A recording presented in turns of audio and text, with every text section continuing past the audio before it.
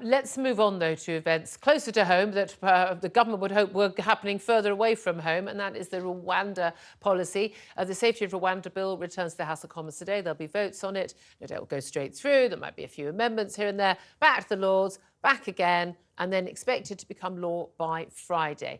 Even in the event of it becoming law, we're looking at flights not taking off until June. We know that Care for Calais and other charities recruiting volunteers to try and mount legal challenges. We've also discovered that the cost, according to Home Office documents, of this entire policy is already looking at 5 billion quid, looking at 1.8 million per Rwanda Channel migrant who would actually ever be sent there.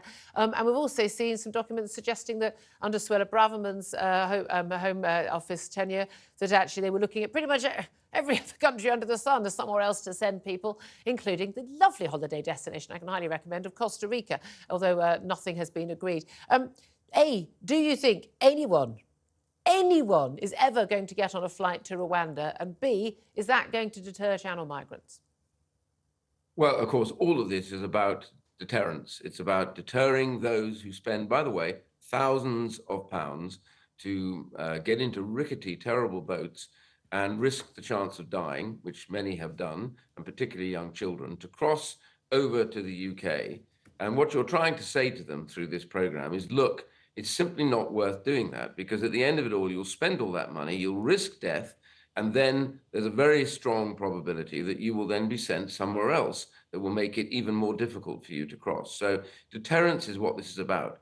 If this was to have to become a kind of constant, 4 flights a day, shipping people out, then the program wouldn't have worked. It's about deterrence. It's about saying you run the risk now, the added risk, that you won't even be allowed to settle in the UK or have your case dealt with in the UK. It'll have to be dealt with in a country many thousands of miles away. So deterrence is critical to this program. So the idea about future costs and programming are not set against the reality that if the first few flights don't deter those crossing, then the program itself won't have succeeded. But, I ask people who say that they want to stop this, what else are you going to do? Because this idea, there's a policy that I see the Labour talking about, they're going to get cozy with the European Union and France, and they'll come to some idea. I have to tell you, there's a revolt going on in the European Union themselves over their demand to various countries to share migrants from places like Italy, and they're refusing to do it. Poland and the other countries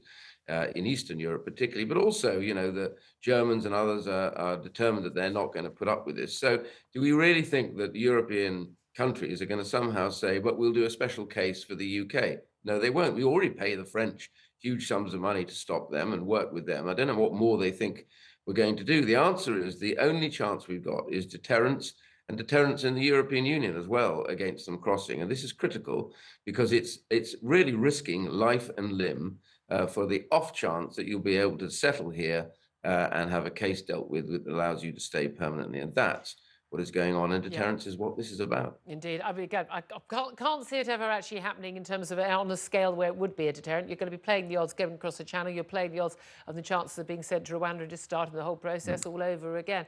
Sir Ian, let's also talk about what's going on in terms of benefits Britain. Lots of stories in recent months emerging about a huge swathe of people who just are not working, people of working age who are not working, and increasing concern about the number of people who are claiming some sort of ill health not working. Latest figures showing that the number of benefit claimants out of work because of ill health has doubled in recent years to nearly 2.3 million people. And this comes as the Resolution Foundation think tank have warned that universal credit payments, universal credit, of course, being the benefits policy that you brought into office when you were Work and Pensions Secretary, could end up costing the taxpayer, wait for it, £86 billion a year by 2028. Now, that's sort of like, just roughly half what we're spending on the NHS as well. I mean, these are huge sums of money, huge number of people not working.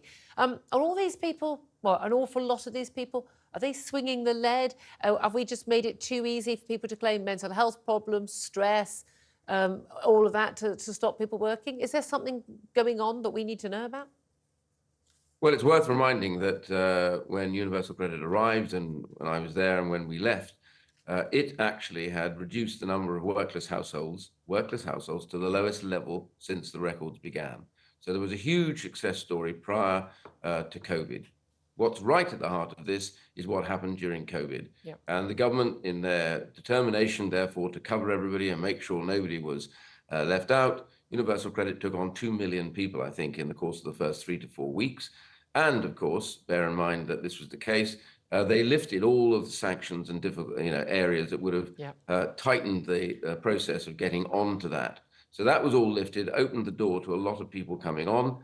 And then you've had the after effects of COVID, which is many people now, in the course of that process, being out of work, not working, as it were, not having a purpose to their lives.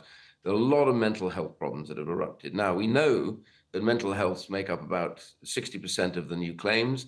And we know that of those, about 60% of those are in fact depression and anxiety. Now, depression and anxiety are very treatable conditions.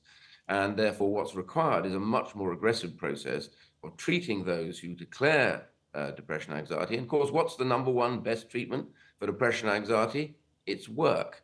Yep. And therefore, one of the reasons many of these people are getting worse is because they're out of work. So we need to make sure there's plenty of jobs around that people take on, and we work with them to get them up the hours to ensure, with the same time, they get proper counseling and help and support. Now, that's all very doable, but the crisis has come directly out of the back of the COVID saga, and that now needs to be dealt with. But we can certainly, we did a poll at the Centre for Social Justice recently, which we showed that so many of these could be got back into work. Over 700,000 those who are claiming sickness benefit want to work.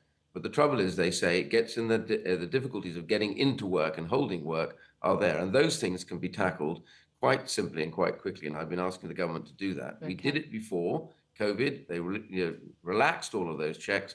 It's possible to get back to that and make getting them to work a health treatment, which it is.